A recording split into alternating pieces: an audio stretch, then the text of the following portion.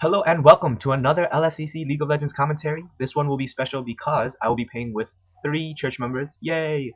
Vicky Shah is playing as Annie, Gary is playing as Ashe, and John will be playing as Tristana. And then we have an Alistar that is a random. I will be playing Yi. I made a Smurf account for this level so that our three new guys would not have to face level 30s, which pretty much means if I don't pwn, I completely suck. And it's not a good situation for me. Anyway, um, so let's get started. You can see here with my Master Yi, I started with the boots, 2 health pots and 1 mana pot, and I'll be teaming with the Alistar. Ashe is taking mid, and Annie and Tristana will be taking bot. I think Ashe, Gary is like a level 18, and so he's not completely noob either. And so really we're just trying to teach John how to play the game, and Annie decided to, Vicky decided to tag along. And so really this is just more of a, we're trying to play together because playing together is fun, and then at the same time teach John and Gary a little bit more about how to play. Here, we're just going to sit in this brush, me and Alistar, see if we can do any kind of ganking. I don't think so because there's not enough that we can do in terms of slow and stun, unless they're very, very, very stupid. There I open up to show that their team composition. Here, while we're waiting for the game to start, Alistar is talking about Annie's underwear, and Vicky is asking if you can see Annie's underwear, and he tells her that when she dies you can see it. And I'm just face palming here going, I wonder if Alistar knows Vicky is this innocent little 15-year-old child. 15? 16? 15. 15. 16? She's somewhere around there. But anyway, I was like, oh no. But such is the internet where you must be prepared to hear everything. Anyway, we start out, of course, last hitting is very important. You have to be able to compensate for not only the minion hits on the creeps, but also your partner's hits. You want, as a carry, you want to be getting every last hit. It doesn't matter if it's mean or selfish. You don't want your tank to be out creeping you or out minion killing you. Here we find out that we're going up against a Yi and a Mundo. And I'm going to start this game off like I start off every game with Yi. I'm going to build up to my 7 double strike, which I have. And by that time, I have my level 2, so I have my Alpha Strike and Wujus. And whenever I see a good opportunity, I'm going to Alpha Strike in, and before I get my double strike off, activate Wujus, and that should do about 400 damage. Here you see that Mundo was at about 500, and I cut him down to 250 really quickly. At level 3, I do 500. At level 2, I guess I only do about 350. And Mundo is a character with a little bit more armor than normal characters. So, but yeah, that's generally my combo, and usually when I'm bot or mid and they've pushed pretty far, I'll exhaust them and I'll ghost and I'll finish them off. But here we're too close to the tower, so we don't want to risk it. Alistar here gets a little too brave, and he almost dies. And since he's fighting, I decide, oh, why not? I'll fight too. And this is what I'm talking about. I zoom in, I double strike, I activate Wujus. And if Mundo ran toward his tower, I'm dead, because I probably wouldn't have pulled back, because that's just kind of player I am. But he runs away, and that's good. Here I play Brush, Hide and Go Seek. I know he's coming back for me, but by this time he can't kill me in 2 strikes, and so I go in. I Alpha Strike to dodge his next hit. I figure that Alistar is going to ground pound him, but I guess he didn't have enough mana or it was on cooldown. So I tell him I'm sorry. And I go back to killing minions. I get a little lazy here, get hit by minions. Bad positioning on my part. I could have probably taken out more of them because I was at about 250 health, which is nothing to be afraid of in terms of either Mundo or Yi. I decide to go back because I have enough money to get my first couple of items. I get the Berserker Greaves because this is a low ranked game. There's no reason to worry about anything, and so I don't really have to go a professional or like a pro build. I just need to get one that's fun to play, which is Berserker Greaves. I'm just looking bot, seeing how John and Vicky is doing. Vicky, she's pretty good, I think. I didn't think that she was that good. I thought she played like maybe 13 games total or something, and she was going to die a lot. But she ended up doing better this game. Actually, I didn't know that Vicky was Annie until about halfway through the match, and so I was like flaming their Annie because I didn't want John to feel bad about getting pwned on top. So I was like, oh man, that Annie is really not helping you out. That Annie sucks. And then John was like, that's Vicky, and I was like, oh crap. But yeah, I was just trying to make John feel better about dying a bunch of times, but it's okay. John actually, I played like 3-4 games with John uh, this day, and he got like exponentially better. So he picked up really quickly, which is good because he was really bad in the beginning. Here, E gets a little too happy, comes in and stays in too long. I think we were all dealing with a little lag because you'll see at multiple points everyone overruns and overshoots. So that could either be because we're all noobs, which is a very good possibility, or it could be because we're all dealing with like spike lag for like 2 seconds, half a second. That E, I can see that he's running out of mana, so he's not really anything to be fearful of. And I've built up to my 7th Alpha Strike, or my 7th Double Strike, so I'm going to see if I can snipe Mundo. It'd be nice if Mundo got carried away, and here we go. There, the Double Strike, and not enough. Not enough. Here I've taken one too many hits from tower, and we're going to play a little Brush Wars with E. This will never work in regular battles, but this E was very new, and so I knew it would work on him. He ghosts, or Highlanders, I exhaust, or he ghosts and I exhaust, and I get away scot-free. I was chuckling there, and I think Gary or whoever was watching my screen was laughing at him. But yeah, next time if you're in that situation, and I've done that to you once, all you have to do is sit in the brush closer to my base and wait for me, because I'm obviously not going to teleport. If you don't see me moving for 5 seconds, you know I'm just sitting there. And you can come and hit me if I do try to teleport. And if I'm not trying to teleport, then I have to go by that brush to get back to base. And you'll catch me. Either if I try to go through the brush or go all the way outside and try to go through mid, you'll catch me. So that's how to deal with that little noob move. Here, I'm hoping that E stays. He's obviously not a good E. He's a new E, so I could have been patient for a second longer and probably could have gotten him with my ghost, but it's okay. Once again, now I'm just farming creeps because E, you just need to farm creeps, and that's like your whole game. Farm creeps and tower kills is your whole game. Yeah, I'm chasing him out of EXP range, which ends up not mattering because none of my creeps die when I chase him out. But it's just good practice.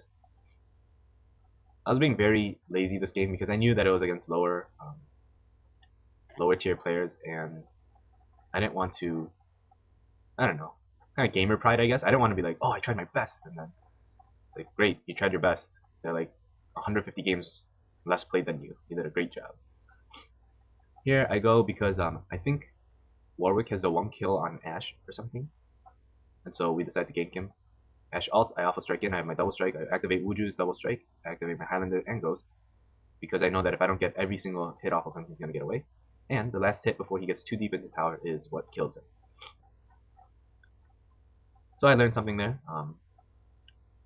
I don't do a lot of damage right now, whereas, you know, I'm pretty confident in my Alpha Strike and then my double hit, but by the time I'm level 6, that does about 300 damage as opposed to 400 damage. And you're like, oh, what's a big deal, 100? Well, when the opposition is now level 6, their health has grown by about 300, so it's not really that scary to see, you know, like a third of your life or a fourth of your life shaven off by a second, but it's pretty scary to see like 3/4 or almost all of your life shaven off at level 3. At level 3, you will completely get pwned by me, or you'll get scared and start running, and I'll chase you down because I'm E and I have boots, which is why I go boots first. And yeah, that's the thinking process behind my first build, because I want to have the chase ability, because I will be able to scare any non-tank. Okay, we're going back to our lane because I left Alistar alone too long. And it is 4-2 right now, so we're not doing that badly. It's not like either team is completely newbie. The E is kind of bad, but he's not horrible. E is staying out here, and I see Warwick through minimap, so I know why he stayed, because they were trying to gank. So we're gonna walk back. No MIA call by Ashe. That's kind of a fail. You always want to be calling your MIAs. This game, there's not a lot of MIAs anyway, and so that's okay. Excuse me. Ugh. It's very cold in New Jersey, and so I probably have a throat bug or something. Oh, by the way, I had an awesome dream, and like I woke up like completely drooling all over the place. And I wasn't drooling because I was sleepy. I was drooling because in my dream we were in a futuristic setting where there was this blimp, okay? And this blimp was like super cool blimp.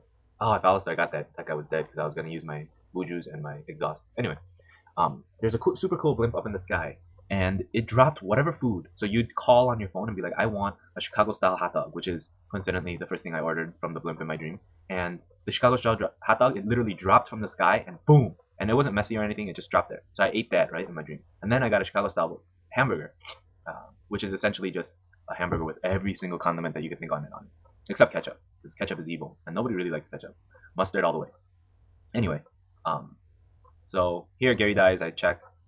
Their Scarecrow Fiddle seems to know what he's doing, at least to a newbie extent. He's probably like a level 8 to 10. He's played a couple of games, and he knows what to do. Okay, so I'm going to go and see if I can snipe him because he's been getting too many kills on our bot. And our Alistar goes down to a gank, which is okay. It happens. Anyway, in my dream, which is more important than this game, in my dream, so I get a Chicago style hot dog, then I get a Chicago style burger, right? And then I get Italian beef. And not a lot of people know what Italian beef is um, because it's due or it's mostly a Midwest thing, or maybe it's only a uh, Chicago thing. Anyway, here I learned something. I learned that Alpha Strike does not cancel Scarecrow's Fiddle's drain, but we get Fiddles anyway because Annie comes along at the right time. But yeah, for you Yi players, Alpha Strike does not cancel drains or anything. Anyway, back to my dream. So I'm eating all these things that I want: Italian beef, Italian sausage, a combination which is an Italian sausage inside an Italian beef, and of course it's completely dipped. And whatever I order, like it comes. And so I eat like 18 things, and I think I wake up drooling, not because I was tired, but because like I was like really into the food that I was eating. And then when I woke up, I was kind of sad because I was like, oh man, all the food. But wouldn't that be a great idea if there was just a blimp over you at all times, like a gigantic blimp, like a real size blimp, and whenever you ordered it, somehow it magically appeared and it would just drop down. Man, what else did I eat during my dream? I think I ate like I had sushi, but I didn't order it. But I had sushi, and then I was getting kind of full in my dream, so I didn't want any more. I'm just chasing more with off here. What else did I eat? I ate a couple of things, but I mean, it was the best dream, one of the best dreams I've ever had. It was so good. Bot is getting kind of pushed hard, but we don't care about that, do we? Because Tower's at half health, and by the time I run down there, Tower will be done, and all three of them will be running back. And so while they get Tower, and I know no one's gonna gank me mid, I'm gonna get my Tower and run away. This Warwick and Yi get a little too comfortable, so we're going to chase them out. And of course I take too many hits from tower because I always do. And we're going to play the brush game here. I go out of the brush, back into the brush, make Yi focus Alistar for one hit and back to me. And yeah, but little micro like that, obviously, very effective at this low level. They don't know to run into the brush, even though it takes like the extra half second to run into the brush and ensure that they're going to get every hit no matter where you are. They won't do that. They'll just follow you blindly in and out, and that'll be bad. And of course, I only have 500 health. I can get ganked very easily, but I'm going to sit and get a couple of shots off on tower. Then I'm going to run away, but I'm not going to run all the way back to my base crying. I'm going to utilize this time where I know they'll have to be taking care of mid tower and carrying about the 3v3 going on in bot. So I'm going to farm creeps knowing that no one's coming toward me. Basic game theology. Or not theology. Theology. Basic game, what is the word? Psychiatry? Psychology. Basic game psychology. You know where they're going to be going, right? At all times. Theology. Wow, I think I just performed blasphemy. I'm not talking very well. This is the morning. Not a good time to be doing commentary, let me tell you. But yeah, bad choice of words on my part. Here we go. All right. What was I talking about? Something about theology? No, I was talking about psychology, game psychology. Know where the other team is likely to head, and go the opposite direction or in a direction that is not there. And if you do that, then you'll be okay. And you'll be able to farm creeps as opposed to running all the way back to your base. That's about 10 seconds, right? If you port back. And then another 25 seconds running to the nearest creep and then starting to kill creeps. And in that whole time, you're losing about 40 seconds to a minute of creep farming time as opposed to if you take out the little creeps, the jungle creeps. So that's what you always want to be doing. Not only when you're really close to being able to buy something, but also when just when it's available, you want to do this. Okay, I want to talk about what happens in this next clip. So I'm going to stop blabbering about useless stuff.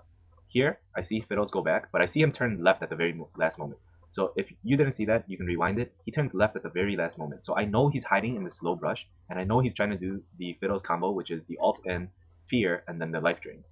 I calculate that at level 11, I think I've out-leveled him. Oh no, we're the same level. And now I'm level 12. Now I'm out-leveled him. Now I'm thinking, oh, I can take the full brunt of that, and then I can Highlander and Buju. But apparently I can't, and so now I'm just heated. Now I'm just upset because I just died to a level 10, level 8 noob, and Tina's right next to me, and she's trying to tell me something, and I'm just absolutely, I'm like, I can't believe I died to that because I knew it was coming, and I didn't expect Fear to be that long at level 12. And on top of that, if Fear was that long, that means his drain should have been weaker. And I knew that I was hanging on the outskirts of my lane so that not all of his ult would have hit me. So I was like, okay, I'm gonna try to bait him again because I don't like being proved wrong in my baiting. So you can see I'm getting a little impatient on my res. I'm trying to start going there as fast as possible. And now I notice he's about at half health. So if he ults and he does one other spell, either a drain or a fear, he's not gonna have enough health to do any or mana to do anything. Here, good for him. He fears and drains me, which means I need to run back. I would run after him at that point because he would have had nothing left. But he's there, so I know I can't take both of them.